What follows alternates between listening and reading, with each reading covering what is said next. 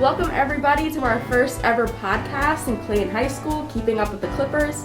On this podcast, we will have various guests attending in which we will ask them questions created by our student council members. Depending on the guest, questions will pertain to their job title and also events happening in the world right now. On today's podcast, we will be speaking to the one and only Mr. K. If you by some chance don't know who he is our district superintendent and the high school's past principal. He was very eager to come and talk to us today and mark the beginning of what could be an amazing podcast. I'd first like to give a special shout out to Mr. Zambone for helping us with equipment and our setup, and also to Mrs. Moore, our student council advisor, for walking us through this step by step and never losing hope. Now on to Mr. K and the questions we have to discuss with him today. Would you first like to introduce yourself so everyone gets a bit background knowledge before we start? Sure. You did a pretty good job there. Yes, I am the current superintendent, past principal of both the high school and the middle school, all very enjoyable jobs. Before that, I've worked at Eastern Regional as a vice principal, and my teaching career I spent in Camden Public Schools, which all those experiences were wonderful, but of course none of them beat the experience here in Clayton. So that's pretty much my background. But you did a nice job there. Thank you. So before we overwhelm you with the questions, we want to ask how you are.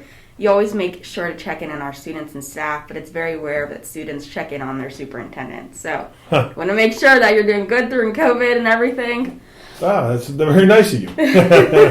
I'm doing fine. I mean, I'm blessed in many ways to be working in a school and in a school district that we're in here working at.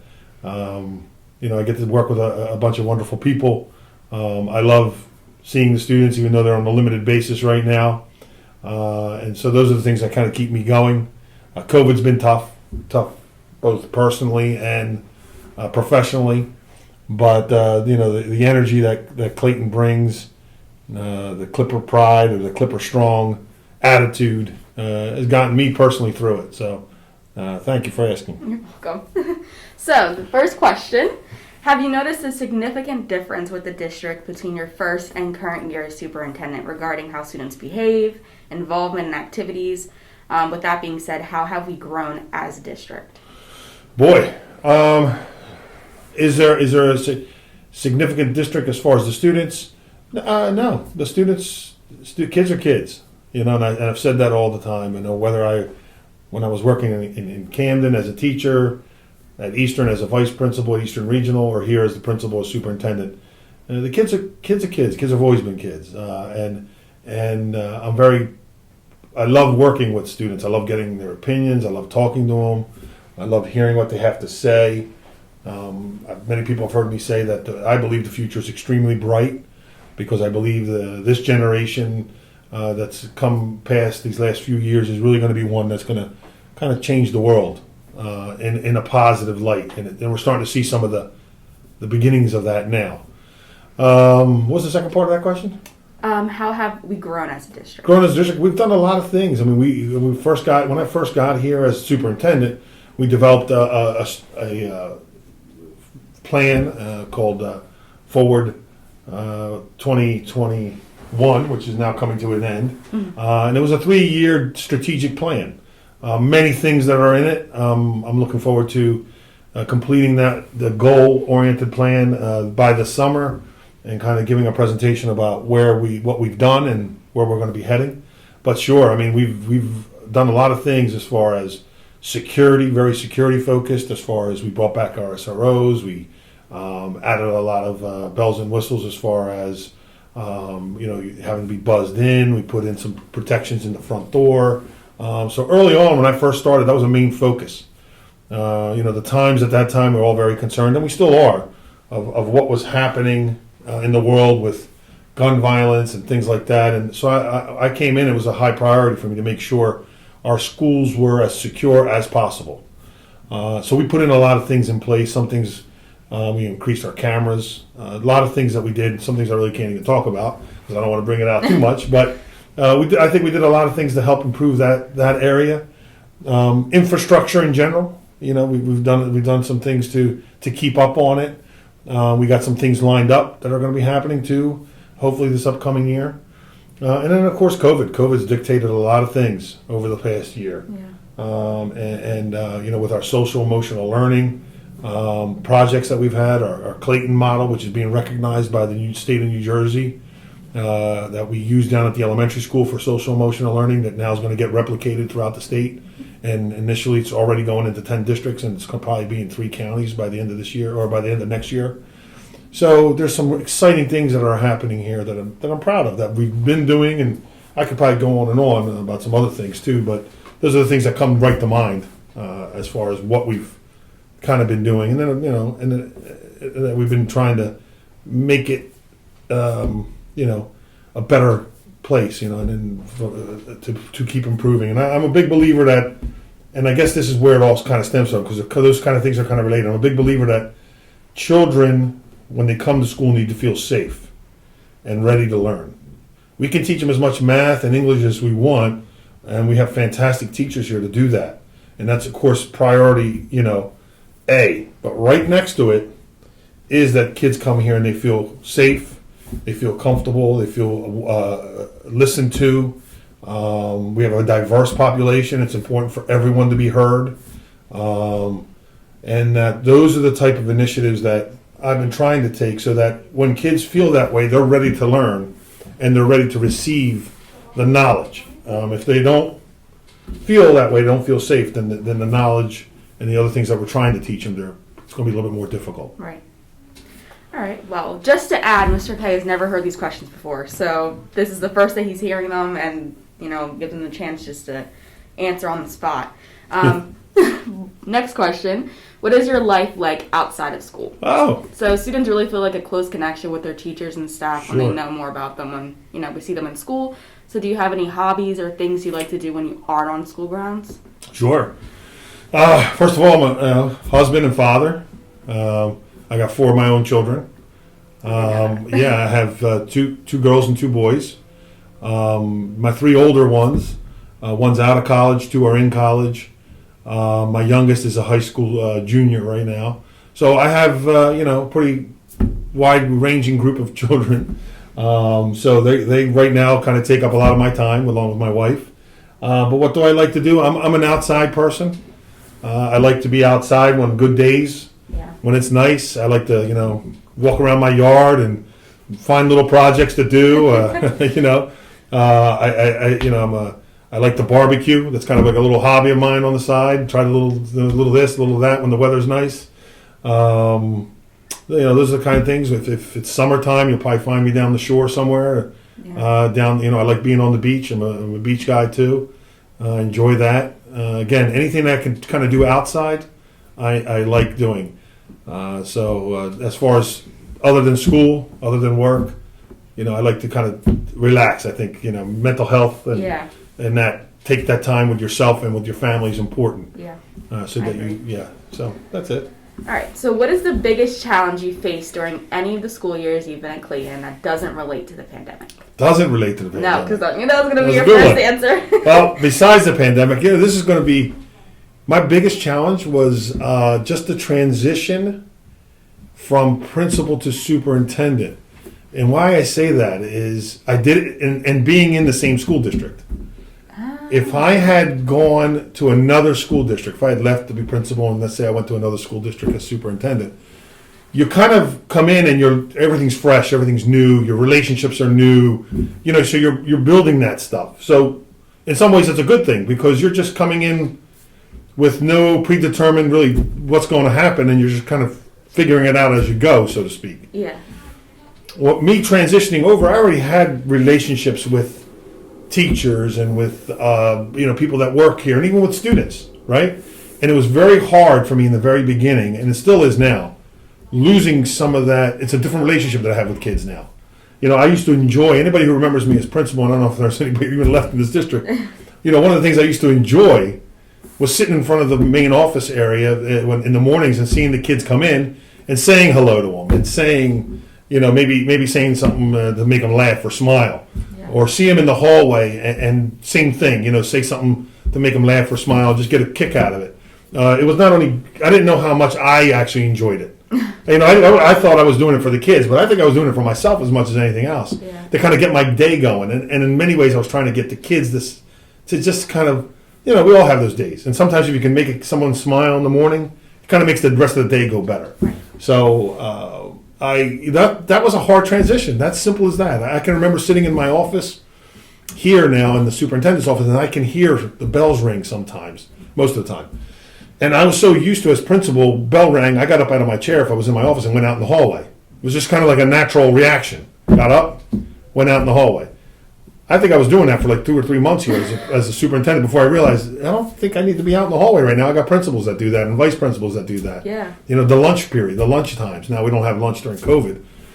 But I used to purposely, even as superintendent, I still went down there. And it's kind of nice being in the same building, so that part is good. But as principal, I purposely made sure I was down at the lunch periods just to see the kids, hear the commotion, find out what everyone's talking about, what are we excited about today, that whole social piece. So, yes, COVID's made it worse, but when you become super, your job changes a little bit. And you don't have that direct contact with the students. Yeah. And even with the staff, it kind of changes a little bit too. So. I wasn't expecting that to be your answer. Yeah. I don't know why, but yeah, that was it. I mean, all the other things you kind of figure out, but that was it. That little different experience. Yeah. Well, that wasn't expected. So I'm glad that was your answer, though. Mm-hmm. All right. So what is the process you go through when making school decisions pertaining to the entire district that may not be the most enjoyable, but are in the best interest of your students and staff? Okay. So for me, number one, it's always first. I always got to think about safety and security, and making sure that whatever, if it's a decision, that it is in the best interest, like you just said, of everyone, right, as much as possible. Now, sometimes that could be an unpopular decision, right? For example, the very favorite decision that all superintendents like to make, calling a snow day, right? Now, it might not exist anymore after COVID. I don't know. But back in the day when it used to really have real snow days, it was hard sometimes because you're sitting there, you're watching. I'd watch the news all night long. I'd get up at 4 a.m. sometimes, most of the time, and look out the window and put on the news. And even at that point, they still don't know what's going to happen. Yeah. Is it going to snow, not snow? And I'm going by weathermen, and I'm trying to. So, but in the end, I always told myself, and I truly believe this: if I make the decision with the best information I have at hand, then I'm going to be okay. And if it's ultimately in the best interest of students and my staff, I feel comfortable with it. And when you make a decision like calling a snow day, you got to think of everybody. You got to think about the staff members who are driving in that might live 45 minutes away, an hour away. I got to think of the students that are going to be walking to school. I got to think about the bus drivers and how they're going to be on the road, right? The students in high school who might drive. All these things I got to think about to say, ooh, is it going to be one of those things where it's just not worth the risk? Or it looks, the snow's going to be later, or it's not as bad as they're saying, yes, bring the kids in, or we do a 2-hour delay. Yeah. That's kind of like what goes through your mind all the time. And of course, I also think about the parents because I know it's a burden for some parents, right? Not everybody has a job where they can just say, oh, I can go into work a little later, or I can take off. I have a vacation day, I can take off. Many people don't have that opportunity, and then it couldn't be a financial burden. They might lose their pay for the day, and I think of that.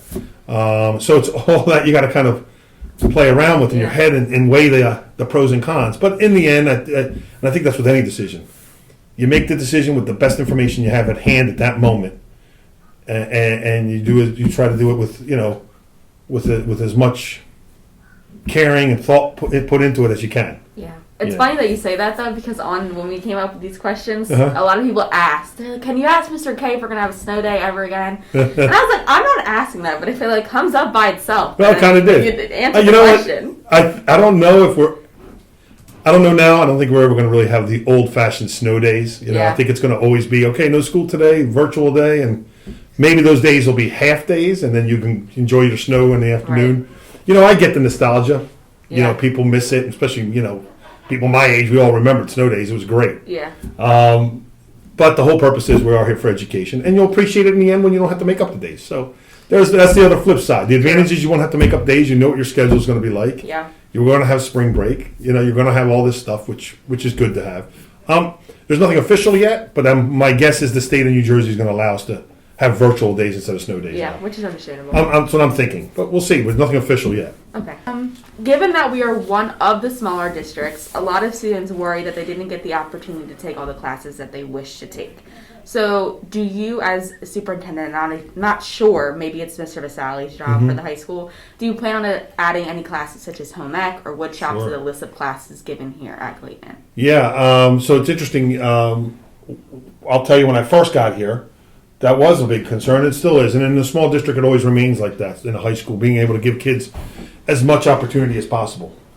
So today, this doesn't sound weird, but when I first started in 2008, one of the first things I was able to do was bring in virtual classes. We did online classes. We were the first, if not the only, high school that offered online learning for additional credits. And a lot of the classes that you're talking about is what we did online. No, so it's a little weird to do some classes online, but it gave kids the opportunity to sign up for things that we couldn't offer here. We are limited. I mean, we're only so big. You only can afford so many teachers.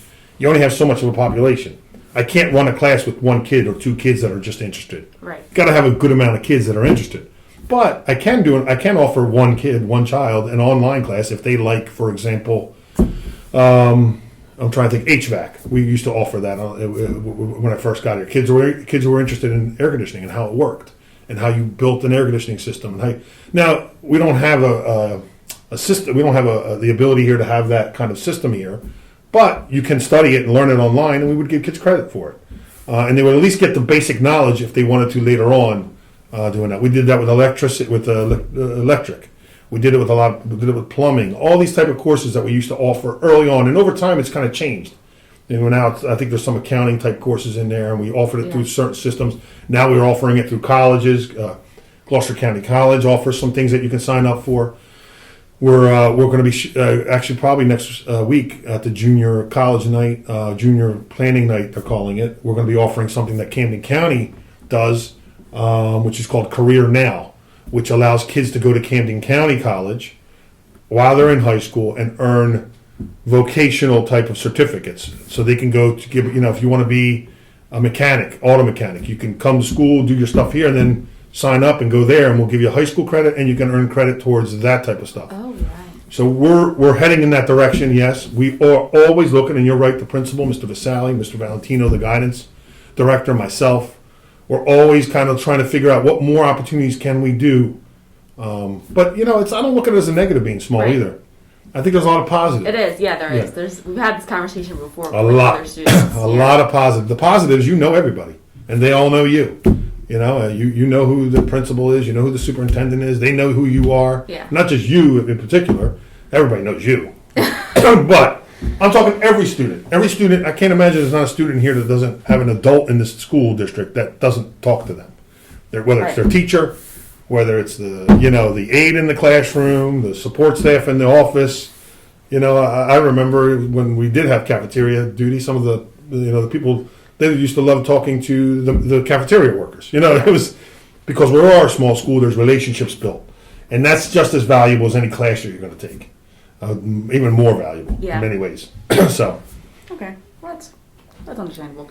All right, so there have been several events in the past year that have demonstrated a sense of brokenness in our country relating to Black Lives Matter movement and white supremacists. Racism has probably been the worst it's been in my lifetime, probably not yours. So how have you been working to overcome racism and break down the barrier, but also extend unity within the district? And then the second part to that question, how do you also plan to continue doing this in future years? Okay. So, I think for many people, this past summer, a year ago was kind of like a breaking point. A moment where people kind of had to come to terms with some things that maybe they didn't think about in the past. I put out a letter in the summer after the George Floyd incident. It was early in the summer about basically my feelings at the time. And much of how I'm wrapped in, and you mentioned racism, but I kind of look at this as even a broader problem. And that's a problem of not being able to respect each other, right? That's really what it comes down to. Yeah. People not respecting each other, seeing each other as human beings, understanding that we may have different views, but in the end we can all, get along and figure out how to move forward. And you're seeing that play out in our world of politics now. I might be a Democrat, for example. You might be a Republican, And I might have an idea that's a pretty good idea, but you're not going to support it because I'm a Democrat. Even though, I kind of do like what he's doing. Yeah. And it's kind of like you have to pick sides. Or if someone's proposing something, because they're from the other side, it's definitely not good. Well, that's not how it used to be. It wasn't always like that.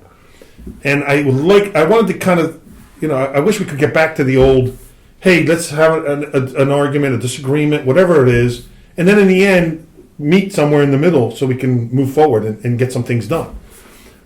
Going back to the summer, my whole thing when I sent that letter out was I wanted to empower our students. I wanted to empower our community here in our school district to talk about some of these issues that are on children's minds, mainly around social justice, maybe around race. We are a very diverse community.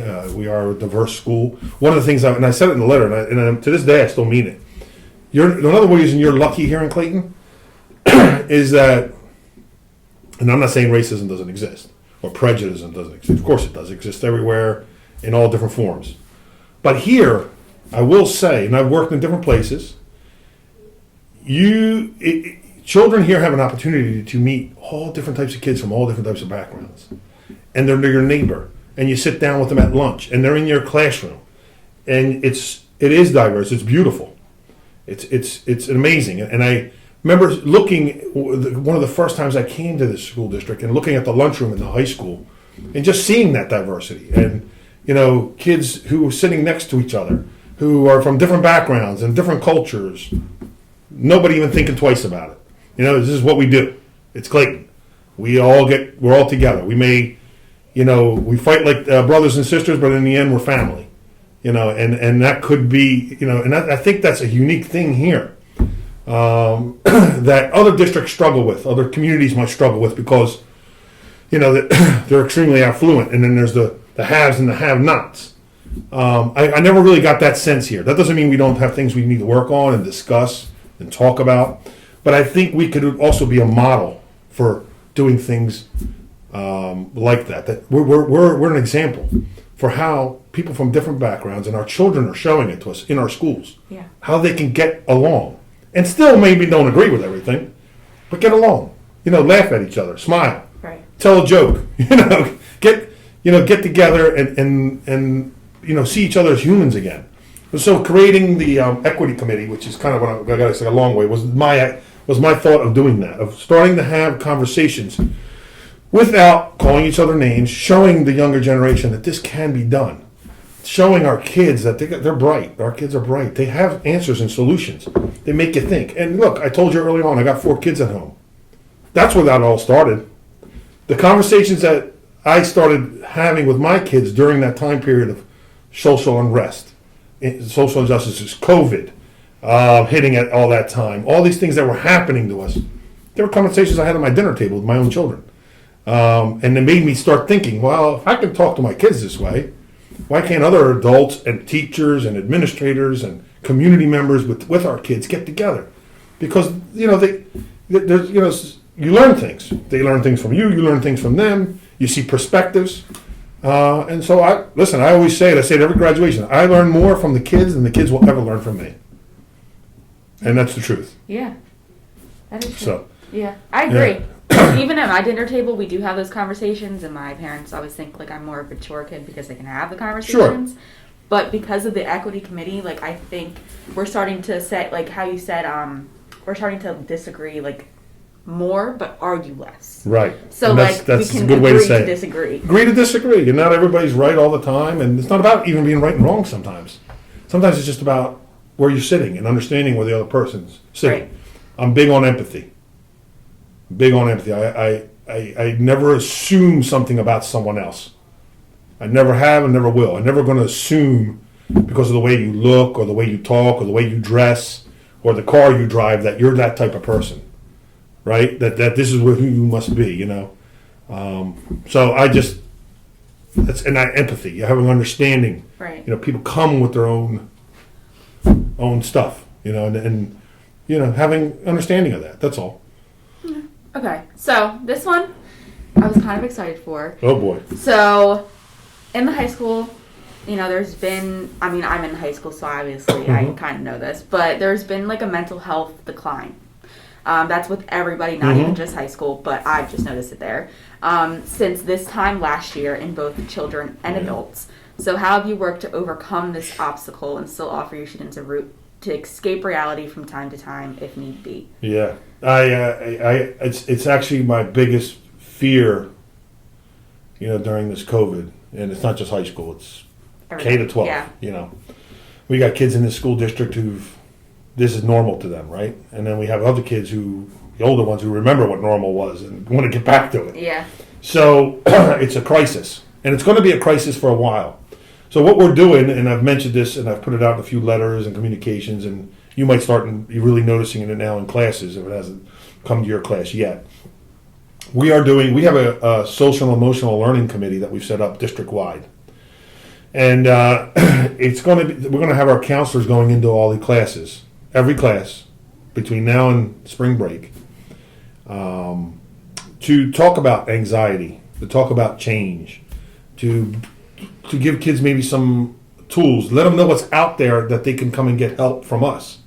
And this isn't going to be a one-shot deal. This is going to continue. It's going to continue into next year. So we are really going to be aggressive in going into classrooms, seeing kids, making sure that everyone's okay. I don't want to miss anybody. I want children to know that if they're having these issues, these mental health issues, that's nothing wrong with that. That's okay. It's fine. We all have them. I've had them. I've been depressed. And I mean depressed. It's happened. I've had things happen in my life that have really just knocked me off my, steps, my normal day. And there's people out there that can help you. Some people are able to kind of come back on their own. Sometimes you could do things on your own to help you, but there's also people that you can talk to, whether it's in the school, whether it's outside help, organizations. There's things out there. I don't want any child to feel desperate or despair that that they can't get a solution to whatever the problem is. We have definitely a lot of resources here, and if we don't have them, we can get them to you. Yeah. And children need to know that. They need to reach out. Parents need to know that. They need to understand that we have the resources not only for their kids, but for them. Right. If they need help, call. I don't care. They can call me. They can email me. I'll get them the help they need. I might not have the answer, but I will find out where it is, who it is that you need to talk to, whatever is needed. Because it's going to be something that's going to be this effect of COVID and the things that are going on. It's not a one-time thing. It's not going to be over once we're all not wearing masks anymore. It's going to continue. It's going to be for years. Right. And we're going to have to deal with it for years. So I'm trying to prepare our district for it with what we're doing with our social emotional learning. And we're going to be, adjusting as we need to make sure we meet the needs of the kids and the community. Well, a big thing that I notice, in my classes is when teachers, reach out and ask, how are you guys? What have you been feeling lately? Or even, give us, little check-ins like they've been doing. Yes, then that was part of the plan. Make sure they're checking in with the kids. Right. They, it'll be one student who kind of, answers the question, and everybody else follows. So it's as long as someone established that, Frontier and broke down the barrier of that question, everybody else comes, following it. Absolutely. So I just noticed that a lot within my classes. It's a lot now, and I'm okay with it. I've spoken to my staff. I spoke to my principals. And I don't want to sound like, we're not worried about math, reading, and English. That's all extremely important. But just as important is what you're saying. I said to them, if there's a day where the class sounds and looks like they need a moment, take the moment. Yeah. Take the moment. That means they need it. And truthfully, I worry about my teachers' mental health, my staff's mental health. They're all human beings. We're all going through something. There's probably not a person right now that hasn't been touched by it, whether they lost a job, whether they lost a family member or a family member was severely sick or they were severely sick. Everyone's been touched upon it somehow. And there's going to be times where we're going to have to take that moment in class, whether it's for 10 minutes, whether it's for a whole period, whatever it needs to be. Because like I said to you earlier, if students aren't coming to school ready to learn, feeling safe, feeling comfortable, I could be the greatest math teacher in the world, and you're not going to care. Because if on the top of your mind is something completely outside the walls, we're not in a vacuum. We don't live in a vacuum in the school district. We're part of the community. Right. And what's going on out there comes into the school. It's not like I could just build, unlike some people who think you could build a wall around every problem. You can't build a wall around a school. I wish, that's not how it works, Yeah. So, next question. Governor Murphy recently passed a bill for all New Jersey schools to add education pertaining to LGBTQIA to their curriculum. Mm-hmm. So how do you plan to help educate the community on different sexual orientations and identities? Well, as you said, the plan has been, was passed, and it took a while to get the guidance. And we aren't from the state. Like, even though so a lot of times they'll pass a law and then they don't kind of really tell you how they would like you to approach it, right? To be honest, with issues like LGBTQ or anything in those areas that are controversial, and I'm putting quotes up because to me they're not controversial, I think we're going to integrate it within our daily lives. Right. It's going to be normal because it is normal. And it's what we want. We talked about respect earlier, and just like we want to respect people from different backgrounds, we also want to respect people who have different, sexual orientations or whatever it is that they're going, that they are in their lives. So that'll get integrated into our curriculum. It's already kind of been happening. We're waiting for some further guidance from the state to really kind of, make sure it gets into the right appropriate area. But we will follow what the state is asking us to do. I mean, it's the appropriate thing to do. It's the right thing to do. And, again, we need to respect all human lives. Do you think this should have happened earlier? Earlier, what do you mean? Like, they should have passed this bill a while ago. Yeah, the political times probably weren't right. I remember when I first started in education, big controversy was gay marriage, right? Right. Now I don't even know if it's controversial anymore. I mean, it's kind of like is what it is. I mean, I know there's people out there who don't agree with it. That's right. A whole different question. But it's kind of our Supreme Court already upheld it. It already became it's pretty much the law of the land. Now we also live in a pretty progressive state, so it's a little different for us than maybe other states. Right. So I think over time things have gotten to this point. So there's moments when timing is right? So maybe 10 years ago, I don't know if the timing would have been right. I don't know if people would have been as accepting, right? I'll compare it. We'll go back to the Black Lives Matter movement. Look how quickly that changed. 2 years ago, 3 years ago, whatever it was, there were a lot of people out there who looked at it and said, whoa, what's this about? This is like, this is scary, or I'm not understanding, or I don't agree with that, right? Right. They're not thinking they're not understanding it. But all of a sudden, within a very short period of time, the same people who are saying that are like, oh, I get it. I'm on the other side of this now. I'm ready for this now. I'm ready to receive this knowledge or ready to receive this information. I thought this, but it's really about this. It's really about this. It's not really about what I thought it was before. Right. Because now I see it. Right? I saw what happened. It's kind of the same thing with the other, with gay rights and things like that. I don't think people were ready. I think they're ready now. I think they're listening now. And I've got, that's also another, personal issue for me too. So it's not something that I'm going to be ignoring. I have family members and people that identify with that community, and I see why it's important because they need to be treated equally as anybody else. It's not about getting. I think people look at it as well. They're getting more. They're not getting more. They're just asking to be asked to be equal, right? Not more. That's and I think. I always say this. It's kind of funny. Also, I'm a sports fan, right? And I'll relate it for our sports fans. The big controversy for years was who's a better quarterback, Dak Prescott or Carson Wentz? And if you said one, you couldn't be the other. Why couldn't you like them both? Why can't they both be good quarterbacks or both be players that you like or equal, right? Kind of the same thing where, well, I'm against that because if I'm for it, that means I'm losing something. No, you're not. You're not losing anything. How can you be against that? That's about giving. Anytime you can give people more equality, more rights, it's a good thing. Yeah. It's not a bad thing. The voting rights, another thing, right? You want more people to vote. Yeah, you want it to be fair. Don't get me wrong. I don't want people who were dead 30 years ago voting, but that doesn't really happen. That's like a small amount.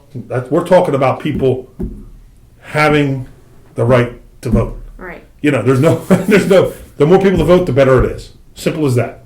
It's pretty easy. It's kind of we're kind of democracy. That's what that is. That's what that idea is. As long as it's as fair as we can have it.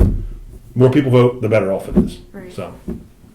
All right, so for our last question, just to tie everything in, very easy question. What made you decide to move job positions from principal of the high school to superintendent of the district?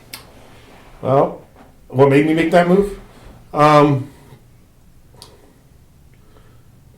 Really, I love it here. And I like working in Clayton. I like working for the school district. I didn't want to see myself going somewhere else. I knew I wanted to be a superintendent eventually one day because I wanted to affect the education system in a big picture type of way. Each job has different type of responsibilities. Superintendent ultimately is the big picture guy, the guy who looks at it from kindergarten, pre-K to all the way to 12th grade. So I wanted to be part of that, but I didn't want to do it anywhere else. So I wanted to, when that opportunity came, it was kind of like, I better do it now because I don't know if it's going to come back again. I was principal. I was there for 8.5 years as principal, both the high school, middle school at one point too. And I kind of felt okay, kind of did a lot of good things, I think, at that level. Our schools were pretty good. We're getting better. We're improving. We got some accolades at that point. Here's an opportunity to do more, work in the entire school district and affect it. And I don't want to do it anywhere else.